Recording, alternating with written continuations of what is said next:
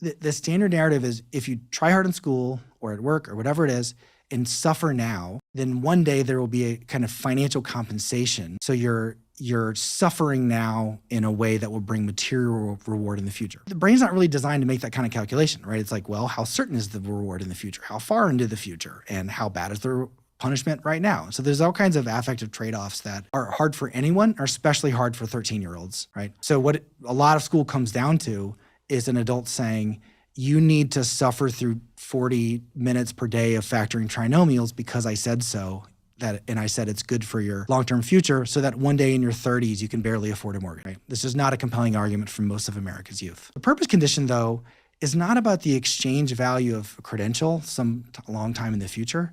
It's more like right now, you're getting a hard and kind of admirable skill that not everyone's going to get, and you're going to then be prepared when the moment arises to do something of significance for others. Now that also is uncertain and in the future, but for things that are contributions, you kind of get to feel like a good person right now. The analogy I often use is if I'm gonna make lunch for the homeless, I don't have to wait until they actually eat the food to feel like a good person. I feel like a good person when I'm putting it in the bag, or even when I'm driving to the homeless shelter. And I think our idea was you can move up the reward by making it a social reward right now rather than a material reward years into the future.